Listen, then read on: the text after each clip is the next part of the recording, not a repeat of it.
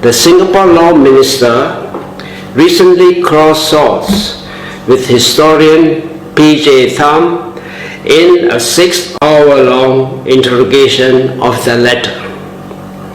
The Law Minister justified Operation Coldstore on grounds of national security. In other words, that my colleagues and I in the Barisan Socialists were a threat to national security. I want to challenge this assertion. I am saddened that educated persons of the younger generation talk about historical events like Operation Coldstore without situating it in its particular historical context. The historical period in which Operation Coldstore took place was one where Singapore was still a British colony. The line we drew was the line taken at the 1955 Bandung Conference. Are you anti-colonial or are you pro-colonial? In this context, what do they mean by national security when we are not yet a nation but a British colony? Educated people would have read J. Nehru, who wrote during his sedition trial in India that every Indian should be proud to be seditious. This statement must be studied in the context of the Indian struggle for independence against the British Raj. We cannot transpose Nehru's concept of sedition to the situation in post-colonial India. Therefore, the issue is, at the time of Operation Coldstore, was Singapore independent or was it a British colony?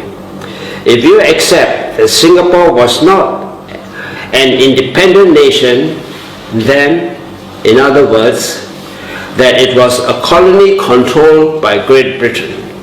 So what do you mean by national in that context?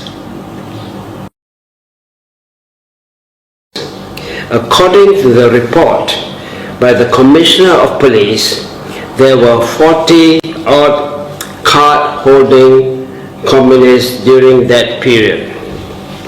Even if we assume that they were all active in the unions and social bodies, how great was their influence?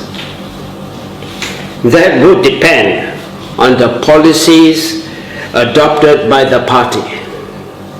If the policies promoted by the people, if the policies promote the people's welfare and reflect their democratic aspirations, then they will be supported by the people.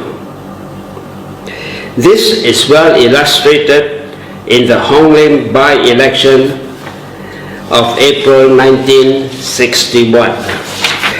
A leadership struggle had ensued between Lee Kuan Yew and Ong Eng Guan, resulting in the hominem by-election. A main point in Ong's manifesto was the release of all political detainees, still detained by Lee Kuan Yew after he had won the 1959 elections to be Prime Minister of Singapore. Lee had promised to release all political prisoners during his campaign. Once elected, he reneged on his promises and only released a handful. This was not acceptable to the Singapore electorate. Hence, Ong's pledge to release these prisoners resonated with an electorate disappointed with Lee Kuan Yew. However, Lee had secured a written letter of support from the Communist Party.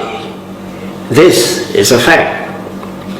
Armed with this assurance, Lee Kuan Yew was of the opinion that he would win the hominem by-election without the assistance of the trade unionists.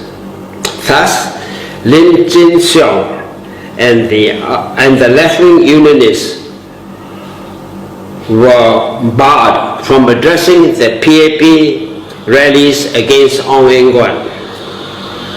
But Lee Kuan Yew lost in the hominem by-election. Ong Eng Guan won by a convincing majority of 73.3%. Where is the great communist influence? Lee Kuan Yew realized that he had been duped by his own propaganda, that he had grossly overestimated the strength of the communists.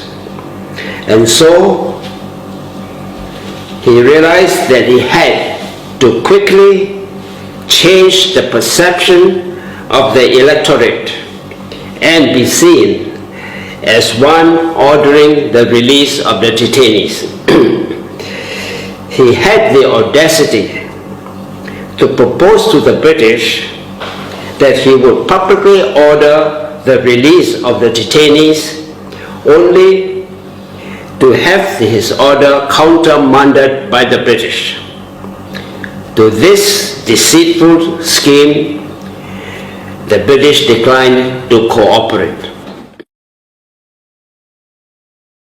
The reasons I say it is political and not security are: if it was security, it should be nipped in the bud. The operation was scheduled to be held in December 1962, but it was postponed until February 1963, when the Brunei Rebellion gave them the pretext to arrest. Lee Kuan Yew said, this opportunity afforded by Brunei Rebellion is, inverted commas, heaven sent, close inverted commas. No security operation can wait for heaven-sent opportunities. The Barisan Socialists had given moral support to the Brunei Rebellion, as we always had done for all anti-colonial movements around the world. The media claimed that we were sending military equipment to Brunei, which is of course a fake news, for we had no military hardware to send to anybody. Even the date for Operation Coldstore was chosen by Lee Kuan Yew to fall on the 15th night of the Chinese New Year, Chap Kor Mei. The reason being that there would be less chances of protests by people busy with the Lunar New Year celebration. After Lee Kuan Yew left the internal security meeting in KL on the 2nd of February, and upon arriving at Changi Airport, he denied responsibility for the Operation Coldstore arrests and said that he preferred an open confrontation with us to win the hearts and minds of the people. The London Economist taunted him by quoting Lady Macbeth, "Screw your courage to its sticking place." Lee Kuan Yew was trying to evade responsibility for the arrest. In doing so, he let the cat out of the bag. The operation could not have been for security reasons.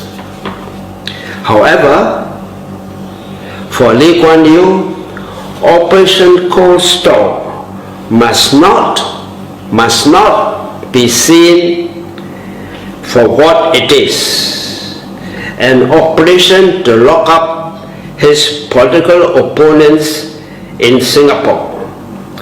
Hence, he tried to mask the Operation Coldstore as a pan-Malayan operation against the left in Peninsular Malaya as well, not just in Singapore. Towards this masquerade, he insisted, one, that internal security meetings should be held in Kuala Lumpur, and he obtained consent on that. Two, he persuaded Dr. Ismail, the Malayan representative to the Internal Security Council, to include Ahmad Bustaman, Lee Kuan Yew, and other Malayan left-wing persons in the list of persons to be arrested in Operation Coldstore.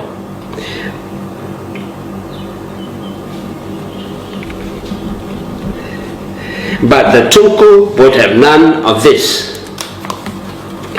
He would not arrest Ahmad Bustaman and Lee Kuan Yew, who were both members of parliament, just to please Lee Kuan Yew, when no justification for such presented itself.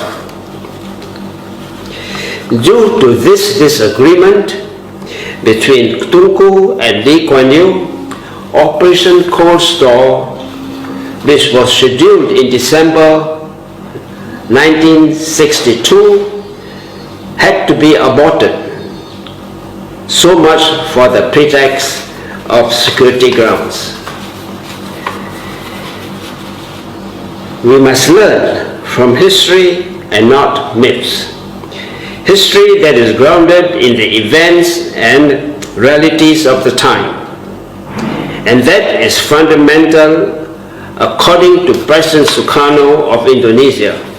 Otherwise, as pointed out by Sukarno, if you do not know your history, you would be like monkeys, amok, and running in the dark.